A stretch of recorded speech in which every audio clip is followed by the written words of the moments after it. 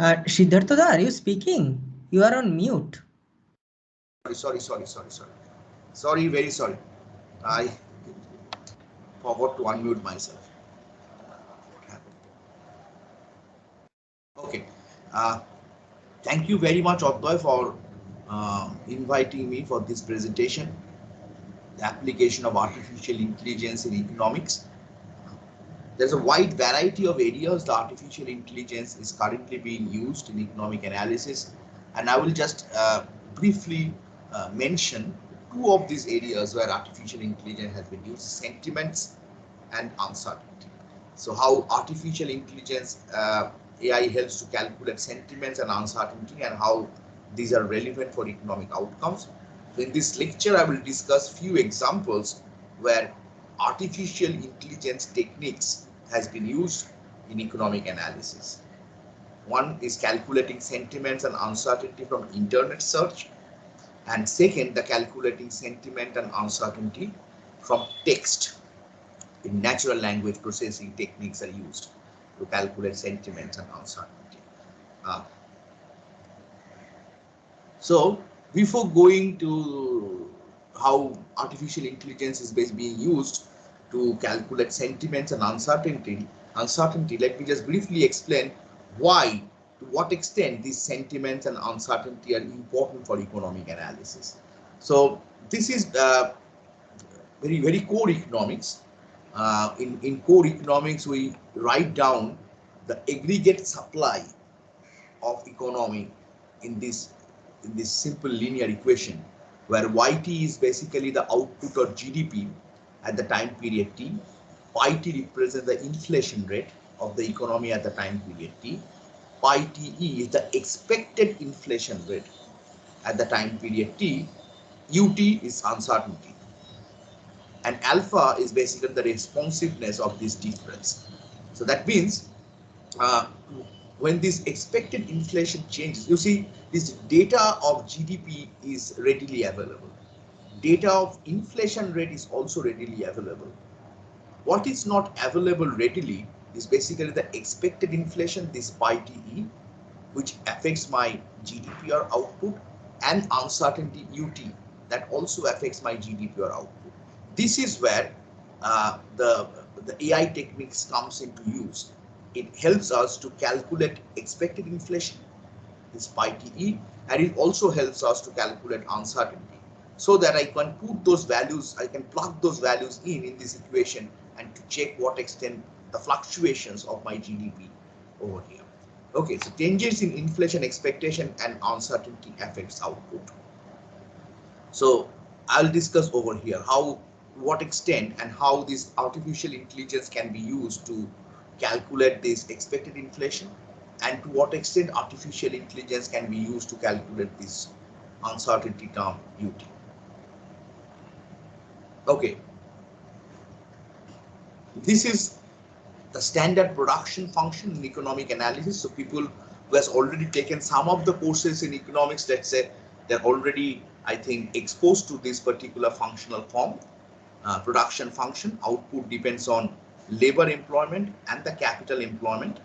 So when the labor employment rises, my output production rises. My capital employment rises, my output production also rises. So changes in output, you see, due to changes in when the expected inflation changes or the uncertainty changes, there is a changes in output YT, and obviously there is a corresponding changes in the labor employment and capital employment. When this labor employment and capital employment changes, obviously there is a corresponding change in the market price of labor, which is the wage rate, and the market price of capital, which is the rental rate. So you see the connection, that why these are important, why people felt that calculating expected inflation and uncertainty is important, because when this expected inflation changes or uncertainty changes, output supply changes, and when this YT changes, the employment of capital and labor changes. When this employment of capital and labor changes, the price of labor, which is the wage rate W, and the price of capital, which is the rental rate RT is also changes. So that is why it is important to calculate, to figure out, to assess what is the expected inflation in the economy and what is the uncertainty, what is the extent of uncertainty in the economy, and artificial intelligence actually helps us to do that. Okay. Also importantly, you see over here, when this R changes, the rental rate changes, this is basically how we calculate the stock prices. It is the present discounted value of future dividend. Okay, when this R changes, you see the stock prices changes. Changes in the stock price affect investment. So higher stock price increases investment. Changes in the wages and interest rate affects consumption, expenditure, and savings. Changes in interest rate affects exchange rate, which ultimately affects my foreign country, affects my net export and the foreign asset accumulation of a country. So you see, all these things are how intrinsically related to each other with the simple economic theory. So when this expected inflation and UT changes, YT changes. When YT changes, employment of labor and employment of capital changes. When employment and labor and employment of capital changes, the price of labor, which is wage rate, changes, and the price of capital, which is interest rate, changes. When the interest rate changes over here, stock price changes. When the stock price changes, investment changes. And the changes in wages and interest rate also affects my consumption. So if my interest rate falls down, I'm going to consume more and save less. And when my interest rate fluctuates, it also affects my exchange rate. For example, if India gives higher interest compared to US, then the demand for Indian currency rises. When the demand for Indian currency rises, what happens? Let's say initially it was 100 rupees per dollar. When the demand for Indian currency rises, it becomes 40 rupees per dollar. It ultimately affects my net export and the foreign asset accumulation of a country. So this is how entire economy is intrinsically related with the output fluctuation, employment fluctuation, and the fluctuations in wages and interest rate. And ultimately the core is why output fluctuates. Output fluctuates not only due to inflation YT, whose data is readily available, it also fluctuates due to expected inflation, whose data is not readily available. Artificial intelligence helps us to calculate that, and the output also fluctuates due to this uncertainty, where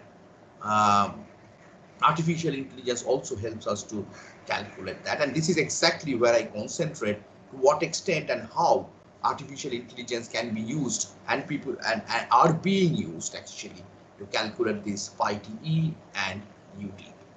So this is basically the motivation that why people felt that it should be calculated and artificial intelligence can be used to do that. Okay.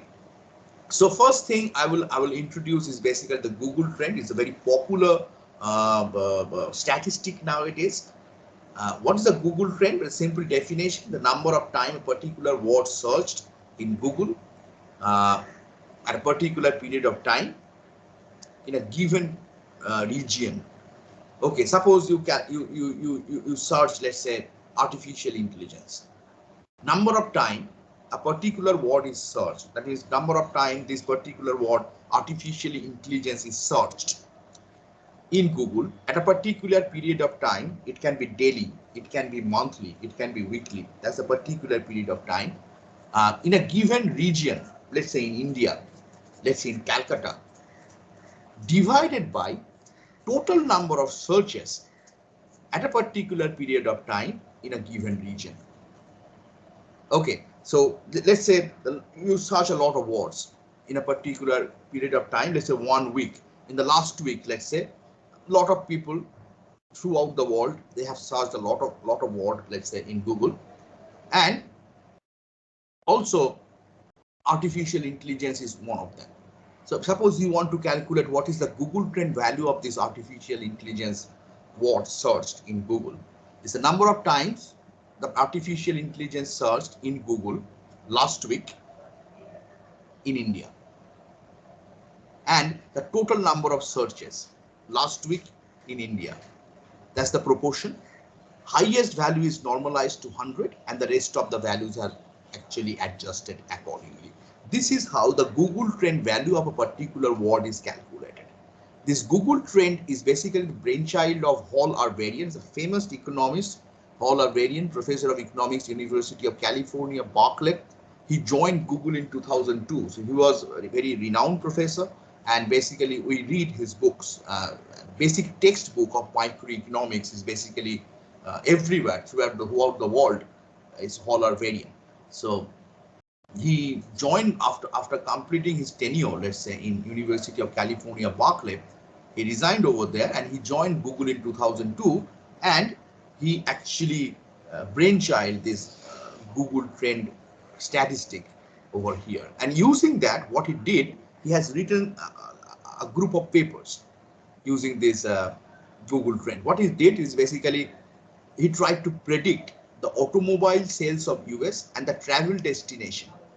Okay, so what travel destination people are searching nowadays, let's say for last 2 months or 3 months. He calculate the Google trend value of that using this particular method. Let's say people in US, what travel destination is popular? Okay, suppose somebody type, let's say California. Okay, so number of times this California word is searched in Google last 3 months in US divided by total number of searches during the last 3 months in US. You calculate this proportion. Highest value you set it to 100, and the rest of the values you adjust accordingly using simple unitary method. Okay, and from here using that he tried to, actually they call nowcasting. It's not exactly forecast because the time period is very small over here, 3 months or 6 months. So he says, okay, what could be the travel destination in the next 3 months or 6 months of US people? What automobile US people are going to purchase in the next 6 months? That means what automobile search is popular, what company search is popular. Okay, so using that he tried to predict this Choi and variant 2009 using this Google trend data. They tried to predict this destination automobile sales. And another important thing, this is basically extremely important after this 2007-2008 recession, we call it Great Recession, that how do I predict recession? Are there variables whose values, whose fluctuations can actually gives us an indication that the recession is coming? Choi and Varian, he actually found out using this Google trend value, the search of unemployment benefit rises almost 6 months before an ensuing economic crisis in the US. Okay, so when people feel that the crisis is coming, at least for 6 months before, the unemployment benefit searches in Google rises. So what he calculated, the Google trend value of unemployment benefit, this particular word, let's say unemployment benefit, last 6 months in US, calculated the Google trend value, and what he find out that before an ensuing recession, almost 6 months before an ensuing recession, this particular surge of unemployment benefit rises in US. So this can be used as a leading indicator of recession. So when that is rising, we should predict that recession is coming and government should take corrective measures accordingly. So this is a very important paper, this very important statistic they have devised, and these two papers are very important. This paper actually have two areas where they actually discuss this automobile sales and travel destination nowcasting and leading indicators of recession. Okay, and he used this Google trend value to do that. This is our paper. It is published in 2019. This Sahu and et al. We have used the theory of epidemiology to analyze inflation expectation of Indian households belonging to 18 different cities. Okay, as I said, this is where actually coming, because we are now interested over here that expected inflation. How do I calculate expected inflation? Because I know when the expected inflation changes, my output changes, and accordingly, almost all the variables in the economy, important variable, wage rate, interest rate, stock prices, and accordingly investment, consumption, savings changes. So what we found out, what we do is basically, we use Google trend data and the theory of epidemiology to analyze the inflation expectation of Indian households belonging to 18 different cities. These data of inflation expectation are basically published by RBI quarterly from 2006. So RBI ran a particular survey, Inflation Expectation Survey of Household, IESH, from 2006 onwards. And what they asked to the people that, what do you think after 3 months the inflation is going to rise or fall?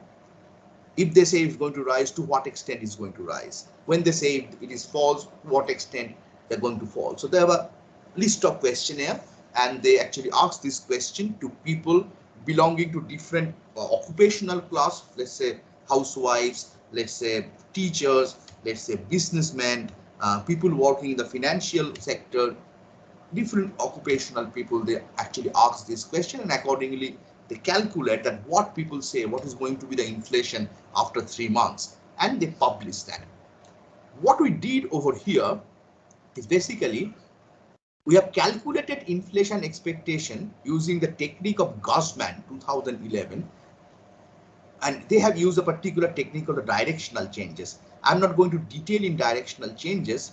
What this Guzman did is basically this entire dissertation of Guzman 2011 from Columbia University is basically that from these internet searches, how can we calculate inflation expectation?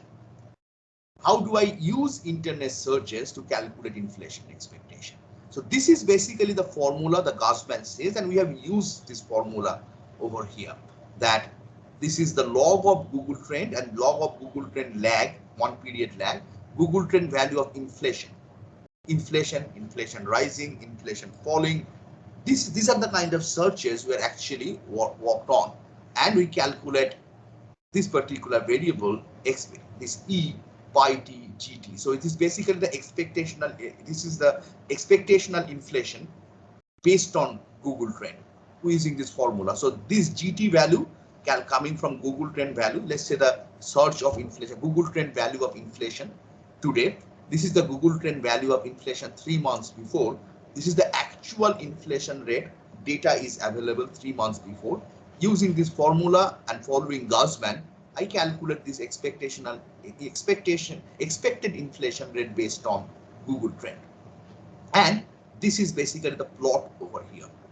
You see this block, Google trend inflation expectation, the white blocks is over here.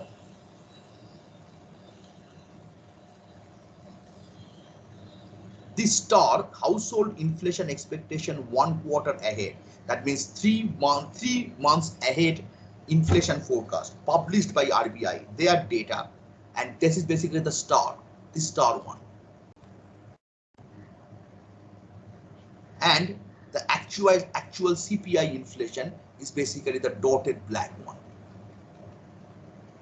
And what we see over here, the Google trend inflation expectation that we have calculated using this formula based on Guzman, that's highly correlated with this RBI's inflation expectation survey and the actual CPI inflation. So this is actually gives us the initial idea that what we have calculated is not quite wrong. We are in the actual in the correct path, and let's see to what extent it can be used. Okay, then as I said, we have used this theory of epidemiology, and let's see how it actually helps us to calculate expected inflation. The theory of epidemiology is we have taken from the biological sciences. It explains the process how a contagious disease spreads from one individual to another individual. We can use them to explain how information spreads from one source to another source. Okay, so what this particular epidemiology, when you use in economic analysis, we assume how when people make a particular forecast, let's say what is going to be the inflation rate 3 months before, it gets some news from somewhere, maybe from the media, maybe from newspaper, print media, or the digital media, and we have assumed over in our analysis that they are actually getting this information from internet. Okay, so explain how information, initial source of information is basically internet. So suppose a lambda proportion of individual gets an information from internet, and rest of the one minus lambda proportion of people remain ignorant today. So lambda proportion of individual, they actually read particular news in internet that inflation is going to rise, let's say 3 months from today. So they are informed people. 1 minus lambda proportion they do not know. Next day, lambda proportion out of this 1 minus lambda proportion of ignorant individual gets the information tomorrow. And the rest of the 1 minus lambda square fraction remain ignorant tomorrow. Day after tomorrow, lambda proportion out of 1 minus lambda square proportion of ignorant individual gets the information tomorrow. Rest 1 minus lambda cube fraction of remain ignorant day after tomorrow, and the process continues till infinity. If you do that, ultimately we get this kind of equation, which is expected inflation over here. This is the expected inflation lag over here, and this is basically the new information. What we did, we have taken data from RBI's survey, expected inflation survey, pi TE and pi T minus 1E. These data are taken from RBI survey, and this NT pi T plus 1, this is basically new information about inflation, and we assume the new information is coming from this Google trend, and the expected pi T GT that we have calculated over here, we have just substituted this value over here, and we have estimated lambda and 1 minus lambda by simple OLS. Okay, this estimate above equation with NT pi T plus 1 using this and pi TE from ISH RBI data. So it is coming from the data. This is coming from RBI data. This is we have calculated using the Google trend value. And when we estimate that, we find out that 13% of Indian household uses Google Trend to forecast inflation expectation. This is the one simple result. And then we have estimated this equation for different occupational class. Let's say housewife, to what extent lambda varies. Let's say people working in the financial area, different kind of, in different way, we have find out these value changes, and accordingly this change. So this is a very simple paper.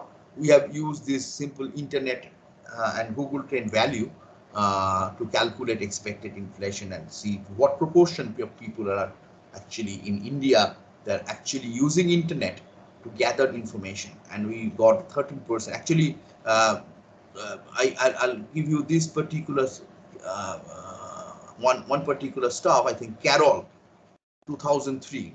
This is basically the base paper. What Carroll did, Carroll actually estimated this kind of equation. Inflation expectation data for US, they're coming from Michigan survey, lagged value of that over here, and the new information of inflation in the Carroll paper, he has used the newspaper. It is coming from newspaper. Okay, so he has calculated this NT, this new information about inflation, to what extent, how many times the inflation word or inflation rising or inflation falling word is coming in newspaper in the US. And what he found out that this almost 40% of US citizens, they're actually using this data of newspaper as an information source to form their inflation expectation. Okay. And we found, when we go to internet, we found 13% of Indian households did that. They use internet to gather initial information about inflation. Okay. So this is the thing.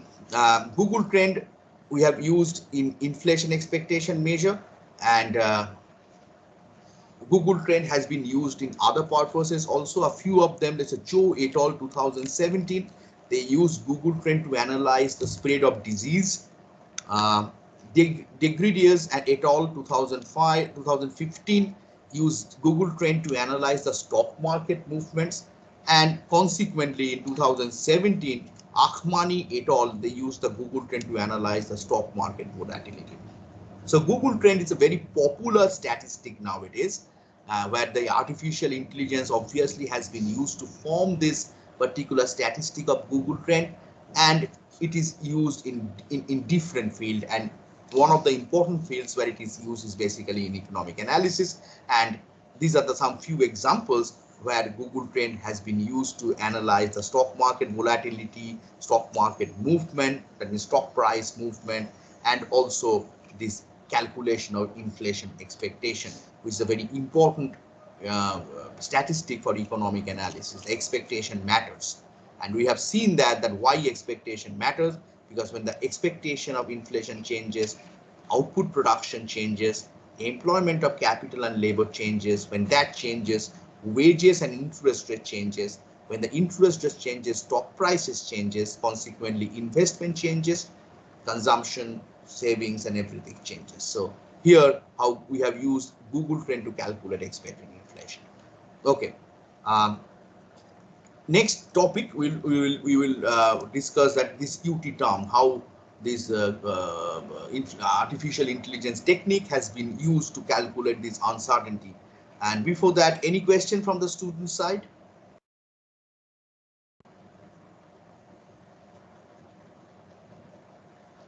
Students, any questions or clarifications?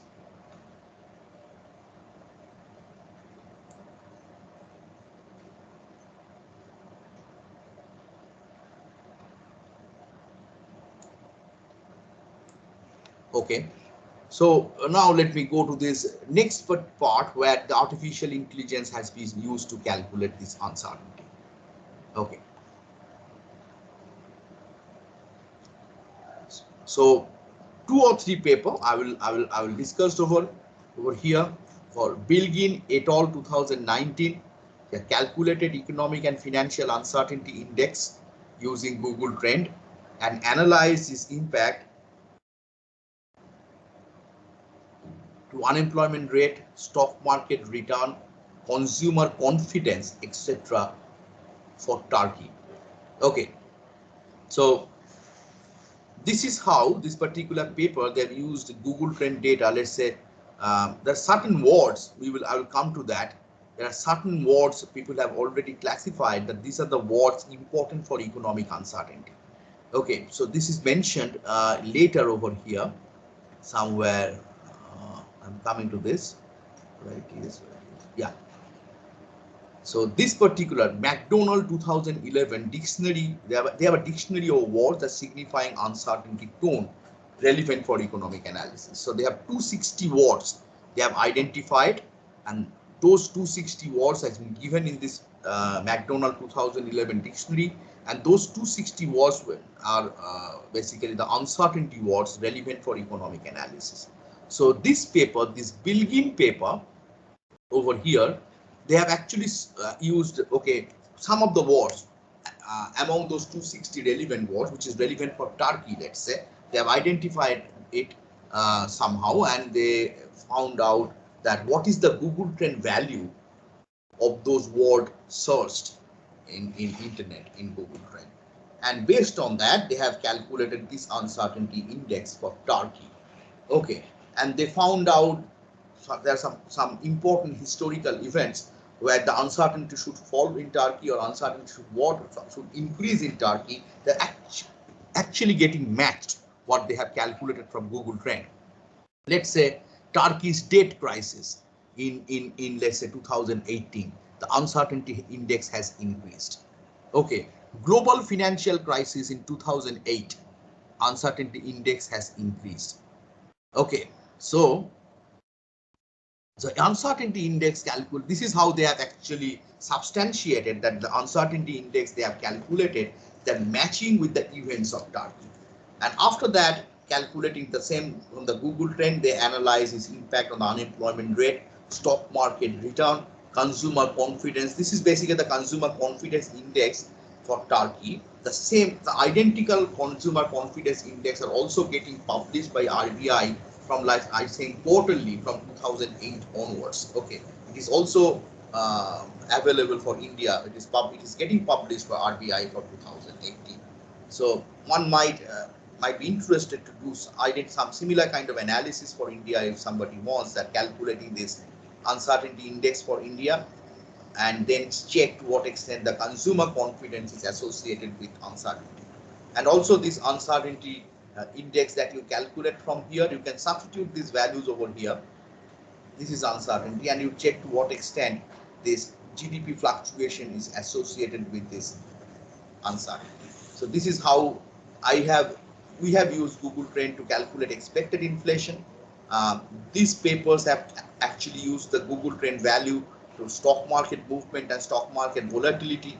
Bilgin et al. 2019, they have used Google Trend value to calculate uncertainty index for Turkey and to analyze to what extent this impact is associated with the unemployment rate, stock market return, consumer confidence, etc. for Turkey.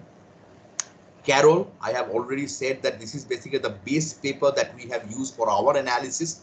What Carroll did in actually, as I explained before, he has taken expected inflation data from Michigan survey for US, lag value of that. We have used this new information about inflation coming from Google Trend. What Carroll assumed that the new information about inflation is coming from the leading US newspapers. So in our paper, the assumption is people are actually getting news from internet, and to what extent that affects inflation expectation. And in the Carroll, this new information, it is assumed, is coming from leading US newspapers. Okay, so the Python, I think everybody knows Python nowadays. So they have taken newspaper, inflation word, inflation rising, this word, inflation falling, this kind of word, how many times are actually appearing in the newspaper. They have used that to calculate the new information. Similar analysis for China has been done by Lei et al. 2015, and they have not taken actually not only newspaper in this paper, in this particular paper by Lei et al. They have also used magazines, important magazines where the inflation is what is coming for China actually. Okay. And over here you see the same artificial intelligence techniques are basically getting used. It's basically the language processing technique are basically getting used. Okay. Another important thing, here we have calculated this uncertainty and expected inflation. This paper, Mathur and Sengupta 2019, it is still working paper. It is still not being published, and they're actually working on it. I know that. They calculated the readability index of monetary policy statements of RBI from 1998 to 2018 using natural language processing technique.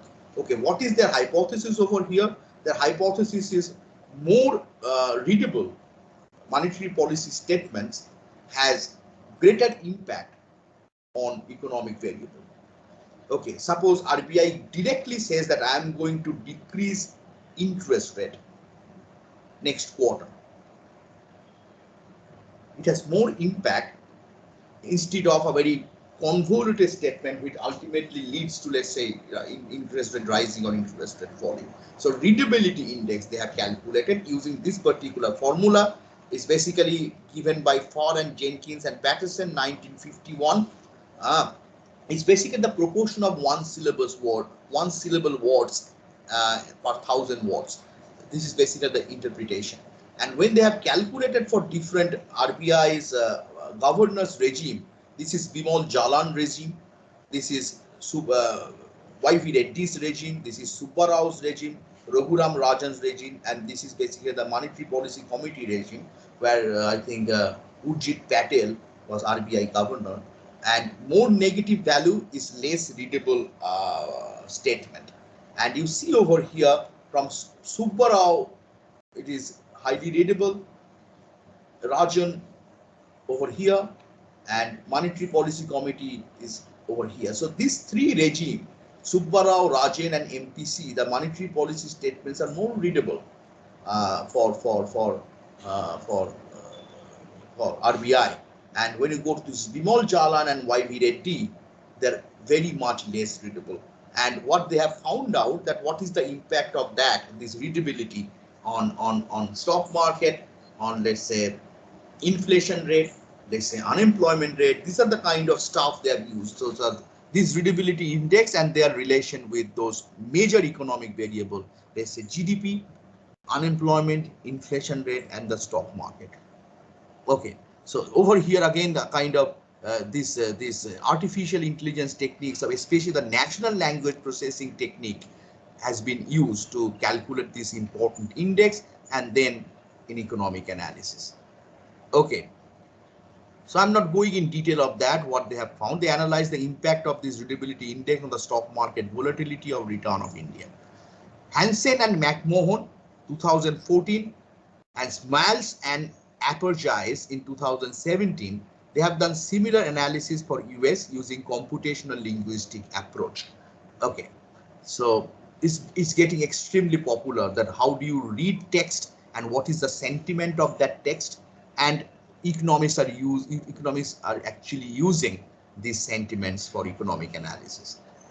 Artificial intelligence, nothing else. Okay. Another important paper, it is published in a very leading journal in economics, Journal of Money, Credit and Banking, 2019. Prachi Mishra and Reshef analyzed the impact of job experience and the educational qualification of 658 governors throughout the world from 1970 to 2011 on financial regulation. Okay, so whether the financial market you are making extremely regulated, or you are actually deregulating the financial market and opening financial market to others to get invest, to bring investment to the country. Okay, so this is basically their purpose. So their purpose is to check the regulation of the financial market and to what extent it is related to the job experience or the educational qualification of the governors of central bank of any particular country. What they found out, a governor with financial sector experience is associated with 3 times more deregulation than governor without experience in finance. Okay, so that means a governor who do not have experience in finance, they're basically much more conservative policies they have taken.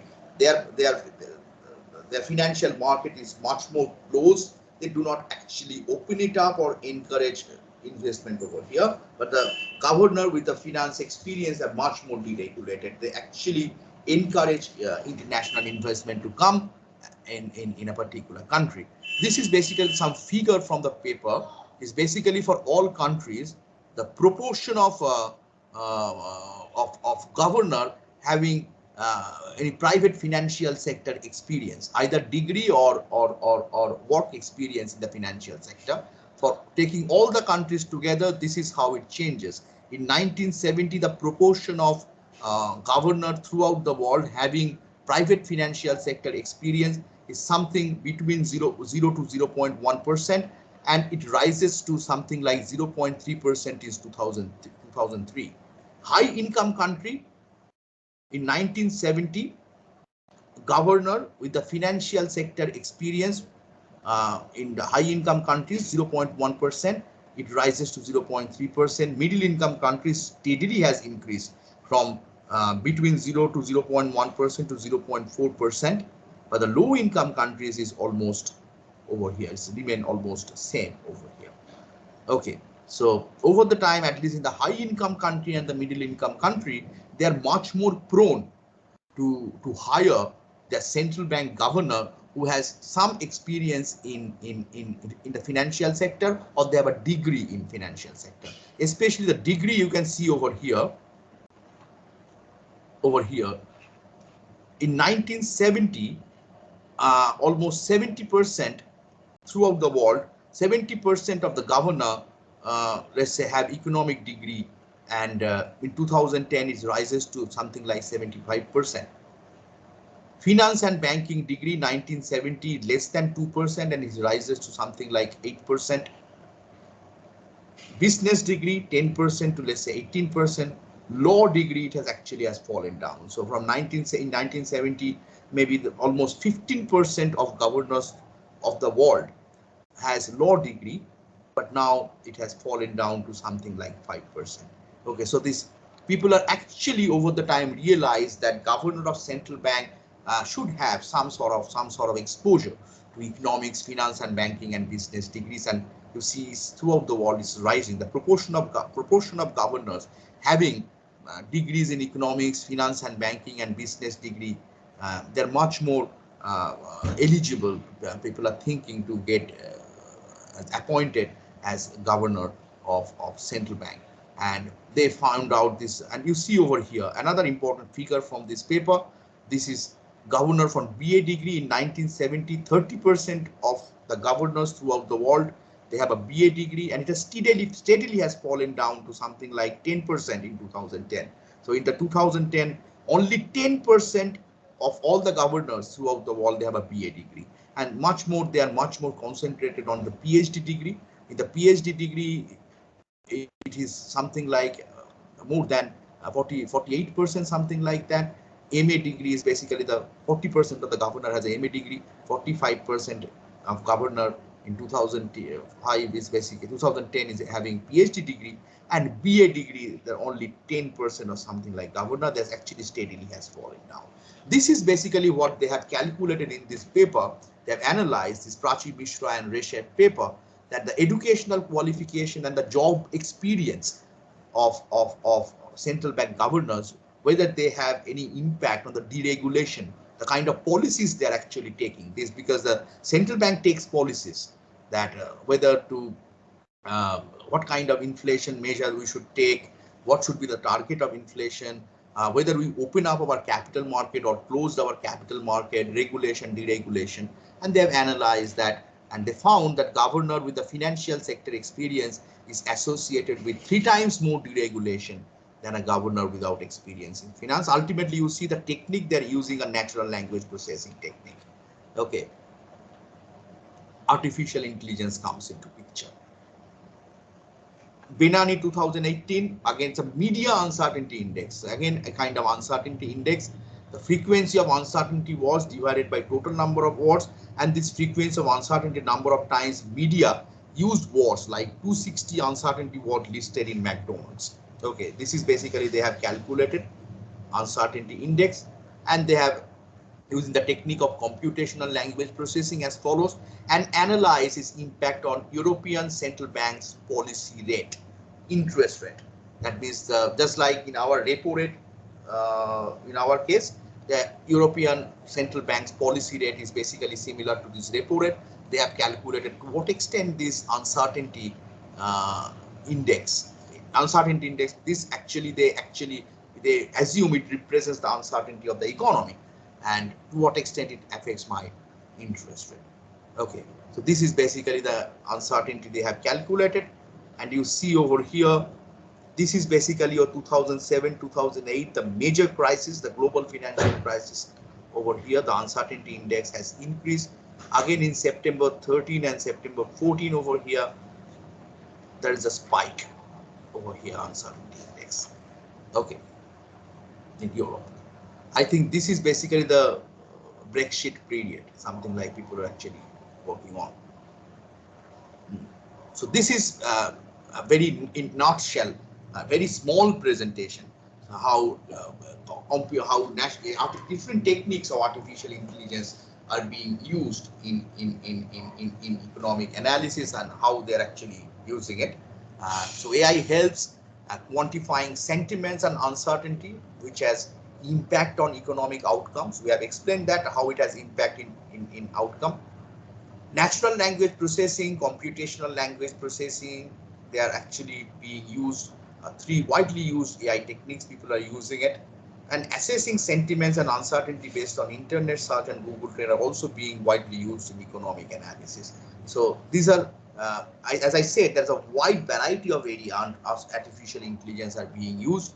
And these are very small examples, very few examples where artificial intelligence are being used in the analysis of sentiments and uncertainty. We have just focused on internet searches and text reading through natural language processing and computational language processing. So this is my presentation today. Hopefully people have over here has enjoyed this presentation, and I'll be very happy to answer questions if you have any questions or clarifications. Thank you very much. Thanks a lot, Siddhartha. It's a really insightful presentation. And students, I would like, it will be great if you have, if you can ask questions or whatever comments you have, you can speak now.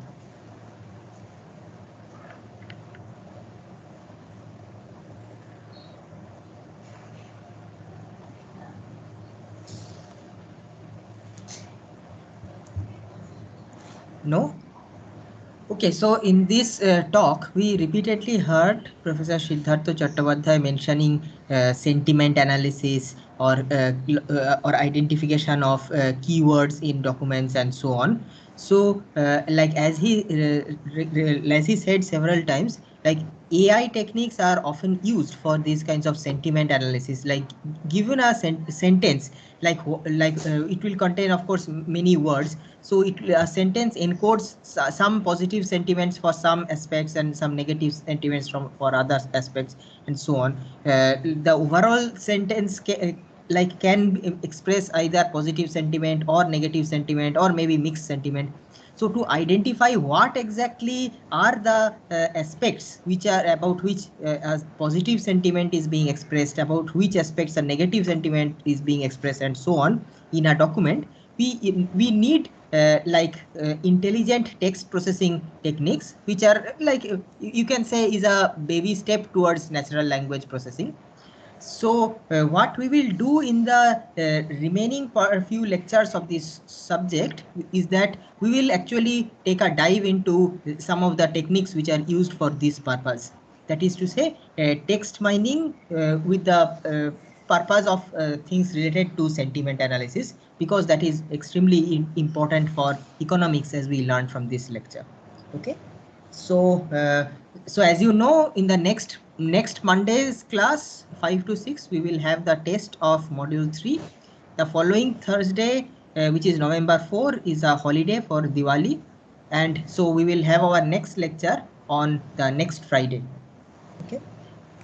Thank you, everyone. And Thank thanks you a very lot. much. Thank you. Thank you Thanks very a much. lot, Professor Siddhartha. Thank you. Thank you.